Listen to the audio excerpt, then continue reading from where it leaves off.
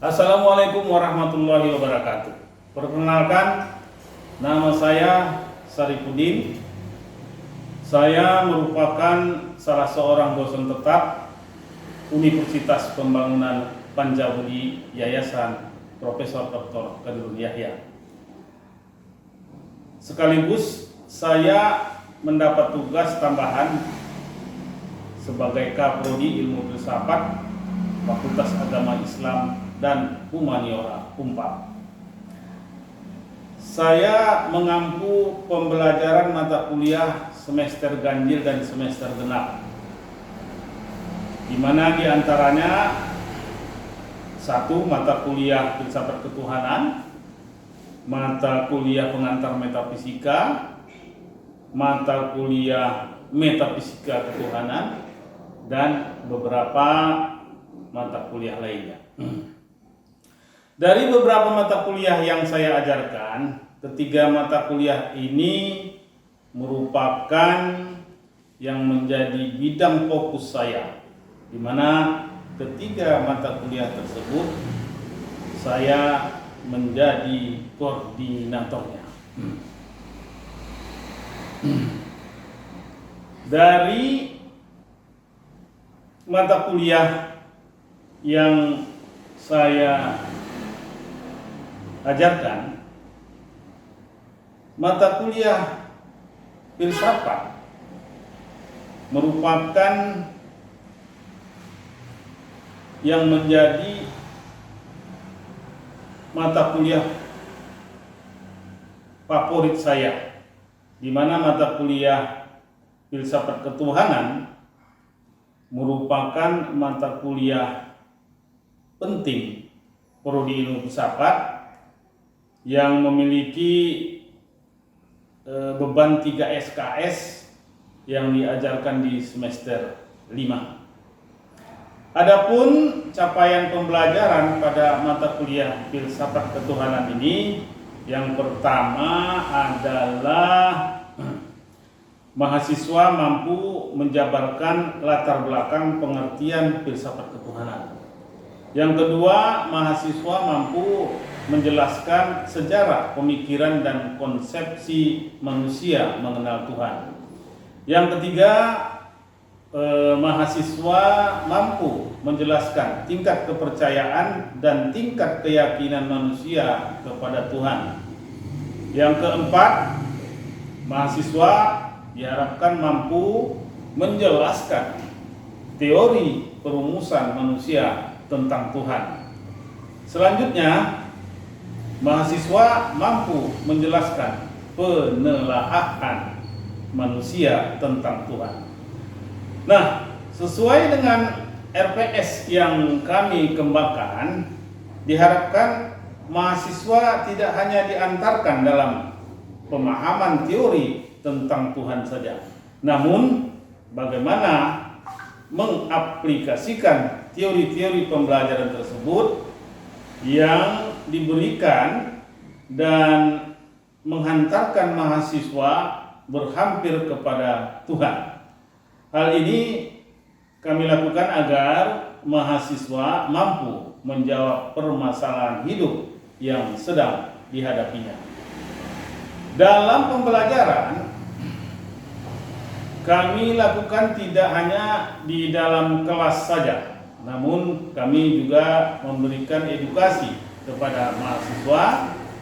Juga kami membuka forum diskusi pada mereka di luar waktu jam pembelajaran. Adapun referensi yang saya buatkan adalah mengacu pada daftar rujukan yang sesuai dengan kurikulum di bidang filsafat ketuhanan. Saya mengambilnya dari berbagai sumber, ditambah buku pendukung di bidang filsafat ketuhanan, dan dari berbagai sumber ditambah artikel ilmiah seperti jurnal dan lain-lainnya. Setelah saya menjelaskan deskripsi mata kuliah yang saya ampu dalam video ini, saya akan menyampaikan juga saat berlangsungnya pembelajaran. Wassalatu wassalamu ala Rasulillah Sayyidina Muhammadin bin Abdillah wa ala alihi wa sahbihi wa kahabatihi wa dzurriyyatihi wa ahli silsilah wa man tabi'ahum bi ihsani yaumil qiyamah. Syukur alhamdulillah pada hari ini, sore ini ya, kita bisa bertemu dalam kuliah filsafat ketuhanan. Nah, pada pertemuan kali ini kita akan mendiskusikan topik yang berkenaan dengan pemahaman tentang Tuhan. Karena pemahaman tersebut termasuk tentang sifat dan zat Tuhan, bukti-bukti keberadaan Tuhan, hubungan Tuhan dan alam, dan hubungannya dengan manusia.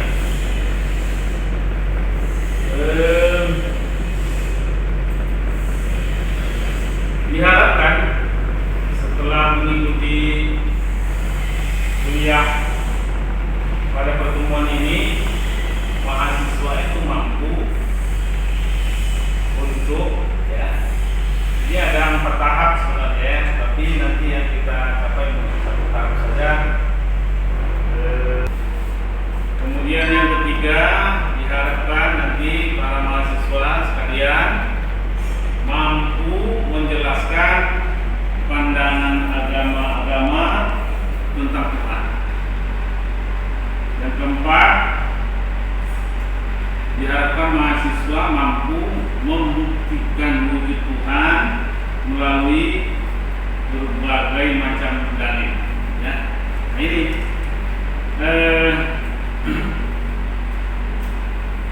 siapa yang sudah mengenal Tuhan di antara mahasiswa? Ada yang sudah mengenal Tuhan? Bagaimana pengalaman mengenal Tuhan? Siapa yang bisa menceritakan? Belum? Ya. Mengapa kita harus mempercayai adanya Tuhan? Kenapa? Kenapa kita harus mempercayai adanya Tuhan?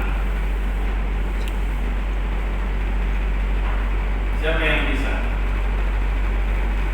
Kenapa? Karena mahasiswa kan sebenarnya berdoa. Ya. Kenapa kita harus mempercayai? Apa? Nah, untuk mengetahui tujuan hidup, mempercayai Tuhan supaya tahu tujuan hidup. Iya. Ini ada seorang yang legend ya, legend ini yang mendunia. Ini kita semuanya kenal. Siapa ini? Albert Einstein, ya kan? Argumen Einstein bahwa proses kejadian alam semesta dengan segala isinya adalah artinya berdiri sendiri. Jadi dia bilang tidak perlu kita meyakini bahwa ada yang lebih tinggi daripada alam, ya kan? Karena kalau kita pikirin hanya merumitkan akal pikiran kita saja. Nah itu pendapat orang-orang yang termasuk salah satu ini penemu rumus apa ya? Rumus fisika ya. Apa namanya? Relativitas buat, iya kan? Nah, Einstein bilang ngapain mikir-mikir tentang Tuhan? Karena nambah beban pikiran di otak kita saja. Betul kan? Ya, betul kan? Nah, kalau kita lanjut lagi ya, mengapa kita harus mempercayai adanya Tuhan? Karena ada nggak manusia yang tidak mempunyai roh? Ada? Nggak ada, semuanya punya roh. Semuanya juga. Kenapa roh yang dimasukkan, tapi jiwa yang dimatikan? Kenapa? Kenapa tidak roh yang dimatikan? Siapa yang bisa? Siapa yang tahu?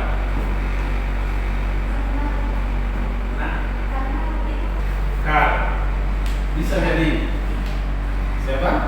Karena roh itu tidak dapat dimatikan. Karena ketika manusia mati, roh itu yang sebagai Iya, jadi yang bisa dimatikan itu adalah jiwanya, ya.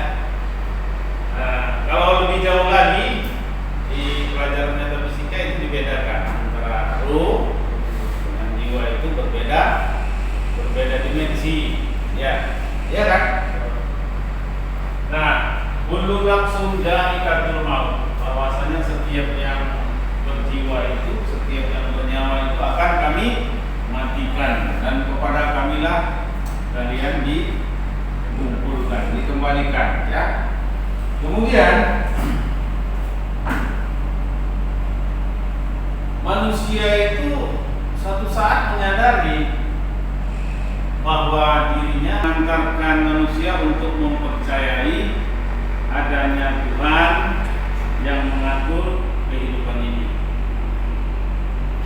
Namun bagaimana upaya kita untuk mempercayai Tuhan? Nah, bagaimana upaya kita untuk mempercayai Tuhan? Ya? Nah, untuk mempercayai Tuhan tentu kita harus sebaiknya mengenal Tuhan. Ya. Bagaimana kita cara mengenal Tuhan? Gampang, mudah. Ya. Mengenal Tuhan itu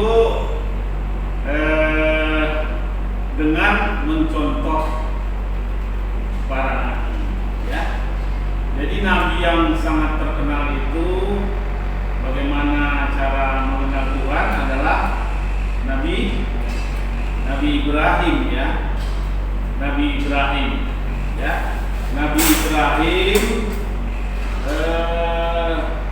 mengenal Tuhan itu yakni dengan memperhatikan adanya yang mengatur alam jagat raya.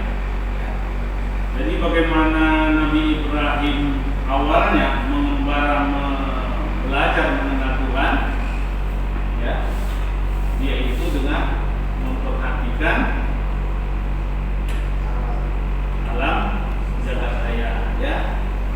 Kemudian dengan firman-firman Tuhan, ya, bahwa ada beberapa dalil yang menjelaskan bahwa Tuhan mengenalkan dirinya dengan menyebut dirinya adalah Allah.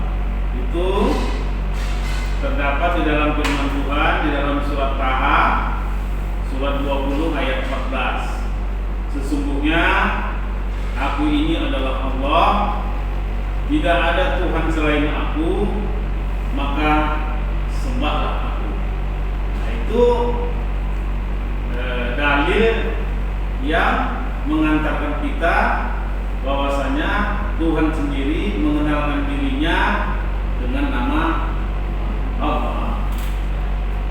Kemudian ada di Bible, ya, di dalam surat Keluaran surat 3 ayat 6 yang artinya akulah Allah ayahmu, Allah Abraham, Allah Ishak, dan Allah Yakub.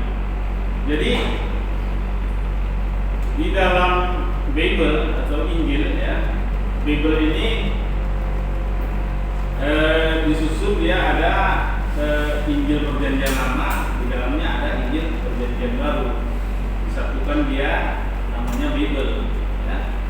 Nah, jadi kalau kita baca Injil yang Perjanjian Lama itu ada kaitannya nanti dengan firman-firman yang terdapat di dalam Al-Quran banyak sekali ya.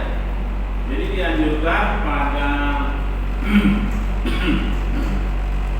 pembelajaran filsafat ketuhanan ini ya, mahasiswa juga nanti ya bisa mencarinya ya di internet ya, bisa dibaca-baca juga Bible ya, bisa dibaca dianjurkan ya. Jadi argumen-argumen para nabi-nabi sebelum Nabi Muhammad ya, di situ banyak kisah-kisah para nabi yang menceritakan atau menyampaikan tentang hal-hal Tuhan memperkenalkan dirinya kepada para nabinya ya. Nah, kemudian kita masuk mengenal Tuhan dengan mencontoh Nabi Ibrahim ya, yakni dengan memperhatikan ya alam jagat raya ini, bahwa semua yang ada di dalam alam jagat raya ini ada yang mengaturnya ya. Jadi ketika Nabi Ibrahim mengembara dalam pencarian Tuhan ya, terdapat di dalam surat Al-An'am ayat 76 sampai 79 ya. Ini dideskripsikan ya, bahwasanya apa yang dilakukan Nabi Ibrahim itu ya identik dengan 4 pendekatan ya. Pendekatan pertama adalah pendekatan empiris. Pendekatan kedua, pendekatan rasional. Pendekatan ketiga adalah pendekatan kritis. Pendekatan keempat, pendekatan intuitif atau pendekatan metafisika. Ya. Nah, 4 pendekatan di atas dicontohkan dalam Al-Quran surat Al-An'am ayat 76 sampai 79. Ini mengisahkan tentang pengembaraan Nabi Ibrahim mencari Tuhan. Agama yang lain ya, agama Samawi ya, dengan nama Abraham ya. Dan kita ketahui bahwasanya Nabi Ibrahim ini ya, dalam perjalanannya mengenal Tuhan, menyampaikan kisah-kisah kepada umatnya, ada unsur-unsur metafisis yang tinggi ya, termasuk Nabi Ibrahim dibakar hidup-hidup tapi dia selamat ya. Kemudian kita ketahui bahwasanya Nabi Ibrahim ini ya, memiliki seorang paman, di mana pamannya ini adalah orang yang sangat terkenal, membuat atau mengukir atau ahli membuat patung ya, di mana raja-raja pada saat itu, penguasa-penguasa pada saat itu menempa atau membeli patung kepada pamannya Nabi Ibrahim ini. Jadi nanti dibaca kisah-kisah Nabi Ibrahim itu tentang bagaimana Nabi Ibrahim ya mengembara untuk mencari atau mengenal Tuhan. Itu nanti sangat luas ya. Tapi dalam pembelajaran kita kali ini sampaikan hanya 4 pendekatan ya. Baik, kita masuk pada pendekatan pertama, yaitu pendekatan empiris ya.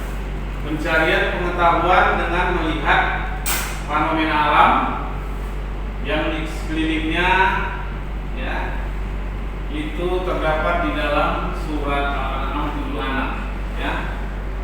Artinya ketika malam menjadi gelap ya, dia melihat bintang, dia berkata,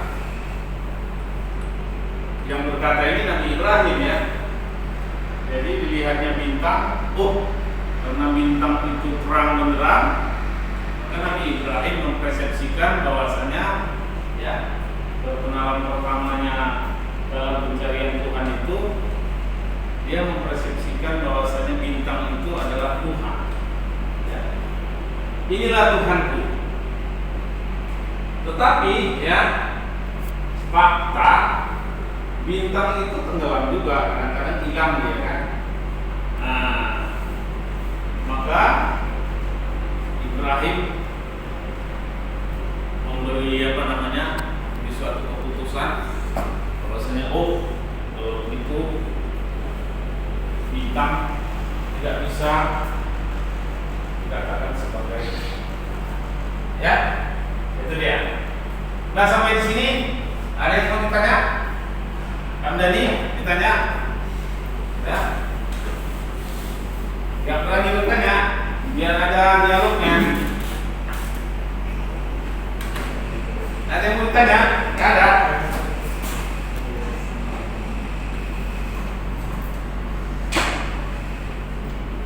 Pendekatan mana yang kedua ini? Pendekatan rasional ya. Nah, pada pendekatan rasional ini ya, Nabi Ibrahim melihat bulan ya. Kemudian diperhatikannya bulan, bahwasanya bulan ini pun Tuhan ya. Bulan Tuhan ya kan? Tapi dia bertanya dalam hati ya, apakah betul ini Tuhan ya? Itu ada keraguan ya. Namun setelah bulan tenggelam ya, maka menuhankan bulan itu dibatalkan Nabi Ibrahim di dalam dirinya ya.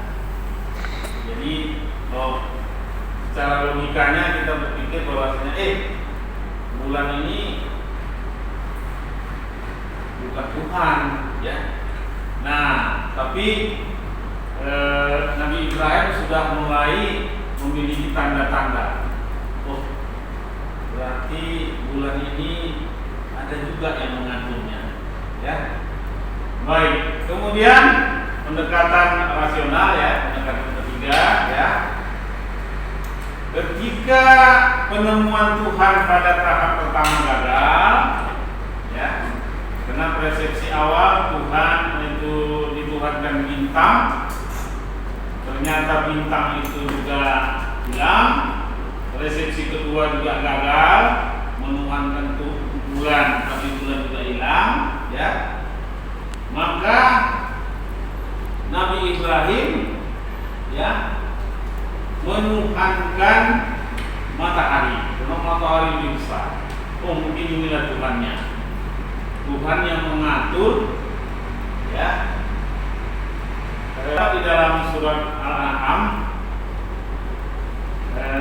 ayat 78 yang artinya, tatkala Ibrahim melihat matahari terbit, dia berkata, inilah Tuhanku ya. Sebab ini matahari ini lebih besar ya.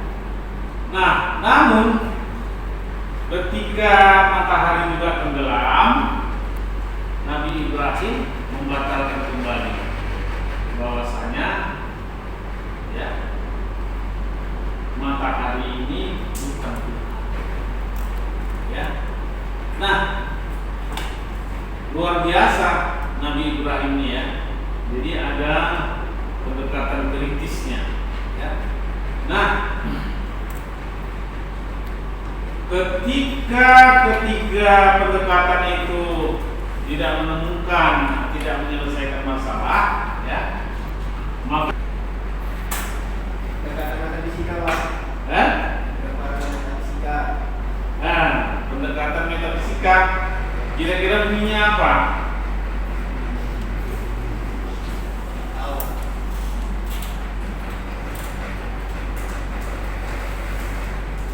Ya, ada di dalam surat Al-An ayat 79 ya. Sesungguhnya aku menghadapkan diriku kepada Tuhan akan langit dan bumi dengan cenderung kepada agama-agama yang benar, dan aku bukanlah termasuk orang-orang yang menyekutukan Tuhan. Jadi di dalam pendekatan intuitif ini Nabi Ibrahim mendapatkan solusi ya.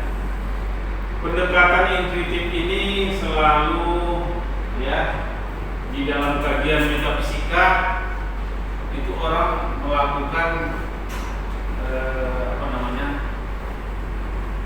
kalau di dalam bahasa agama Buddha itu seperti berapa. Apa itu tadi pendekatan intuitif? Bisa dijelaskan? Adalah pendekatan yang dilakukan ya dengan yang mengasingkan diri untuk menghasilkan